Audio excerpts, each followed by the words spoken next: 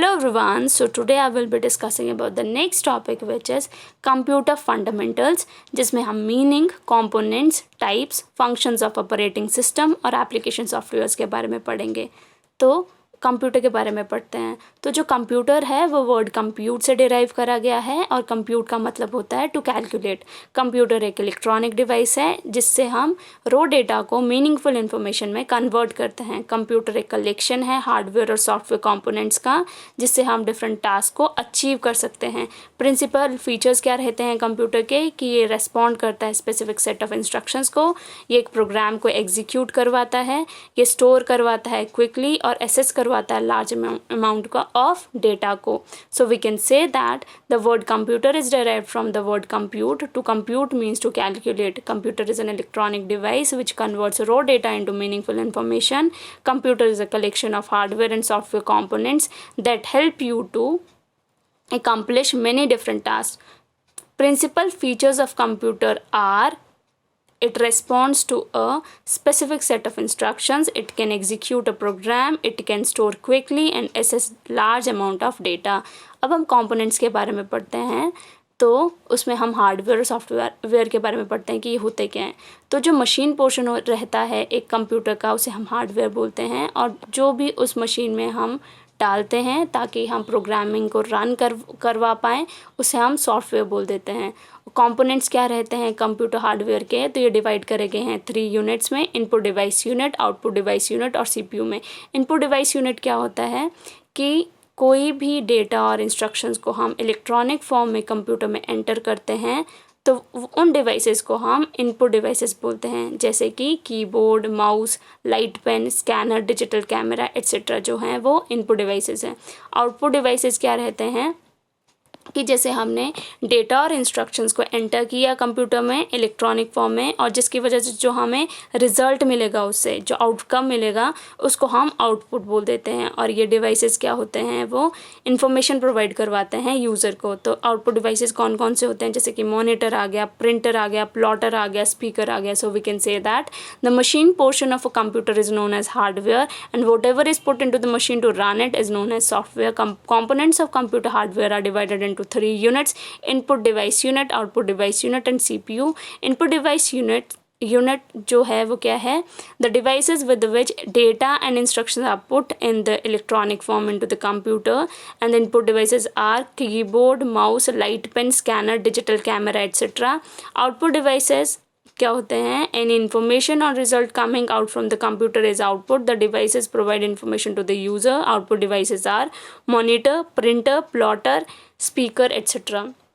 अब CPU के बारे में पढ़ते हैं। तो CPU क्या होता है, सेंट्रल प्रोसेसिंग यूनिट है ये सिचुएटेड है बिटवीन इनपुट और आउटपुट यूनिट्स के। ये प्रोसेसिंग जो है वो CPU ही करवाता है। जब कभी भी कंप्यूटर जो है वो इनपुट रिसीव करता है तो CPU ही एक ऐसा यूनिट है जो कि उसकी प्रोसेसिंग करवाता है और उसको रिटर्न करवाता है यूज़र को in the form of output. 2 type की मेमोरी आती है, 2 टाइप्स की मेमोरी आती है। The first one is internal memory and external memory. Internal memory जो होती है वो स्टोर और रिट्रीवल करवाती है डेटा और इंस्ट्रक्शंस की। 2 टाइप्स की होती है ये, रैम और ROM. RAM means random access memory and ROM is a read only memory. External memory जो है वो सेकेंडरी स्टोरेज डिवाइस है। जैसा कि हम जानते हैं इंटरनल मेमोरी जो होती है उसके पास लिमिटेड स्पेस होती है, इसके लिए हमें एडिशनल स्टोरेज स्पेस चाहिए होती है जो कि हमें एक्सटर्नल मेमोरी प्रोवाइड करवाती है। ये in the form of floppy disk, hard disk और ऑप्टिकल डिस्क की वजह से हम एक्सटर्नल मेमोरी को एक्सटेंड कर सकते हैं। फाइन, अब आता है हम अब so we can say that CPU is situated between input and output units. Processing is done by CPU. Whenever the computer receives input from input devices, then CPU only processes it and returns it to the user through output devices. Internal memory stores and retrieves the data and instructions. It is of 2 types, RAM and ROM. External memory is the secondary storage device. It provides additional storage space. Floppy disk, hard disk और optical disc जो हैं external memories provide करवाती हैं। Now we will talk about the types of computers. So on the basis of purpose, technology, size and capacity, computers को different types में divide करा गया है on the basis of purpose. तो ये 2 types के आते हैं, जनरल पर्पस कंप्यूटर्स और स्पेशल पर्पस कंप्यूटर्स। जो जनरल पर्पस कंप्यूटर्स हैं वो न्यूमरस प्रोग्राम्स को स्टोर करते हैं और ये वाइड वैरायटी ऑफ जॉब्स को परफॉर्म करवाते हैं, ना कि एक स्पेसिफिक जॉब को। और जो स्पेशल कंप्यूटर्स होते हैं वो सिर्फ एक पर्टिकुलर प्रोग्राम को रन करवाते हैं क्योंकि उनका स्पेसिफिक पर्पस होता है। स्पेशल पर्पस कंप्यूटर जो होते हैं वो मेनली साइंटिफिक और मिलिट्री एप्लीकेशंस के लिए ही बनाए जाते हैं और ये क्विक और एफिशिएंट रिजल्ट जो है वो प्रोवाइड करवाते हैं। अब the second one is technology. On the basis of technology computers are divided into 3 types, analog computers, digital computers और हाइब्रिड कंप्यूटर्स। जो एनालॉग कंप्यूटर्स हैं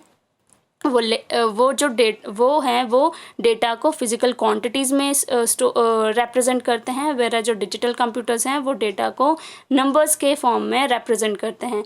एनालॉग कंप्यूटर जो होते हैं वो लेस एक्यूरेट होते हैं, वेरा जो डिजिटल कंप्यूटर्स होते हैं उनकी एक्यूरेसी हाई रहती है।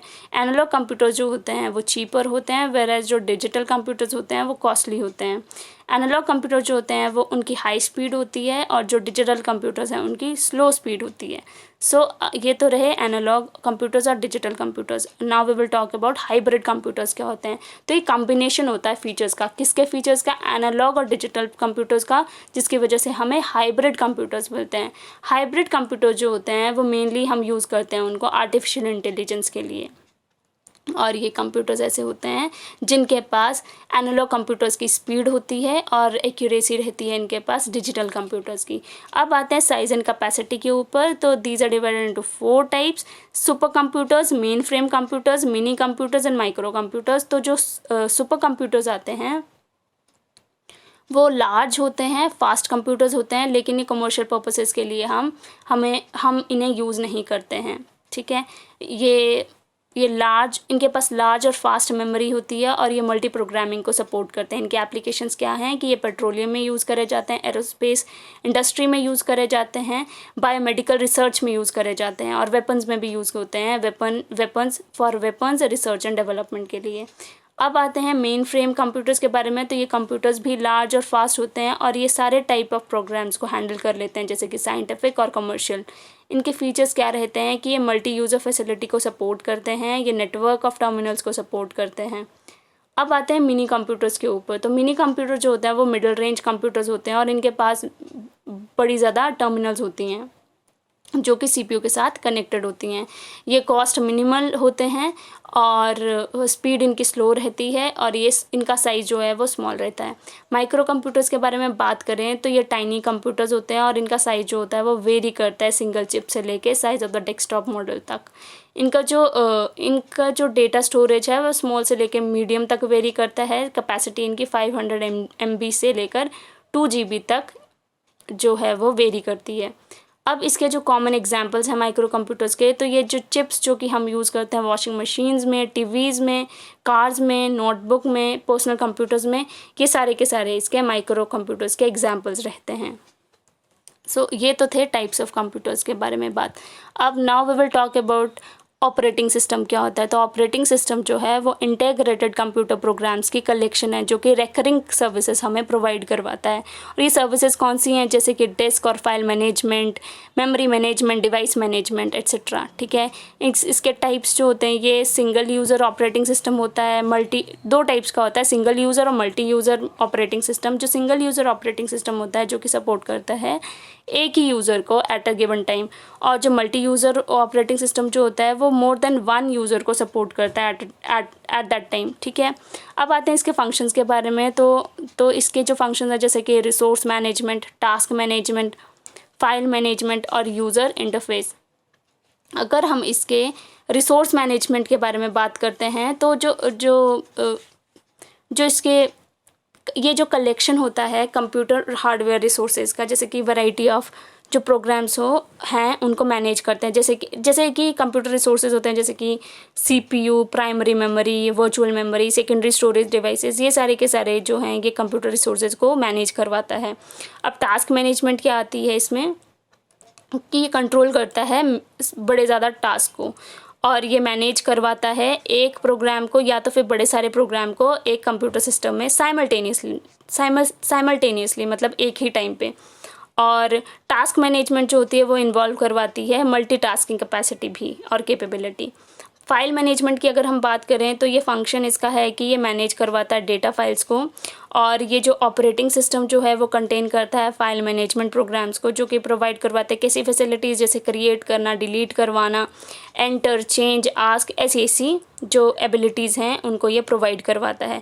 और यूज़र इंटरफेस में क्या पढ़ते हैं कि जो ऑपरेटिंग सिस्टम होता है वो अलाउ करता है यूज़र को कि वो कैसे इंटरेक्ट करेगा कंप्यूटर के साथ। तो वेल डिज़ाइंड अगर यूज़र इंटरफेस होगा तो वो बेहद ज़्यादा ज़रूरी होता है। इसी की वजह से जो ऑपरेटिंग सिस्टम है वो पॉपुलर बनता है। जैसे कि जो फंक्शंस होते हैं जो यूज़र जैसे कि लोड कर सकता है प्रोग्राम्स को, एसेस कर सकता है फाइल्स को, और भी ज़्यादा टास्क को परफॉर्म करवा सकता है, इसके लिए ये ऑपरेटिंग सिस्टम ज़रूरी होता है। So now we will talk about software. तो सॉफ्टवेयर जो होता है वो सेट ऑफ कंप्यूटर प्रोग्राम्स होता है, प्रोसीजर्स होता है, एसोसिएटेड डॉक्यूमेंट्स होता है, और कैसे हम उसको यूज़ करते हैं। एक सिस्टम सॉफ्टवेयर जो होता है एक ग्रुप ऑफ प्रोग्राम्स होता है जो कि एक स्पेसिफिक प्रॉब्लम को सॉल्व करने की कैपेसिटी रखता है। तो और इस सॉफ्टवेयर जो होता है वो दो टाइप्स में डिवाइडेड है, सिस्टम सॉफ्टवेयर और एप्लीकेशन सॉफ्टवेयर। तो हमें एप्लीकेशन सॉफ्टवेयर के बारे में बात करनी है। तो जो एप्लीकेशन सॉफ्टवेयर होता है ये डिज़ाइन करा गया है ताकि ये पर्टिकुलर प्रॉब्लम को सॉल्व कर पाए। ये हाई लेवल लैंग्वेज में लिखा जाता है, ये एक स्लो है कंपैरेटिव टू सिस्टम सॉफ्टवेयर, और ये इजी टू अंडरस्टैंड है। इंटरेक्शन ये ज़्यादा प्रोवाइड करवाता है, और ये इजी है टू मैनिपुलेट करना। एग्जांपल्स आते हैं कि कहाँ पे यूज़ करा जाता है, तो रेलवे रिजर्वेशन में यूज़ करा जाता है, ऑफिस ऑटोमेशन में यूज़ करा जा सकता है, etcetera. So we can say that operating system it is a collection of integrated computer programs that provide recurring services to other programs or to the user of a computer. These services consist of disk and file management, memory management and device management. Types क्या रहते हैं इसके? It is of two types, single user operating system and multi user operating system. और इसके functions, the functions are resource management, task management, file management, user interface.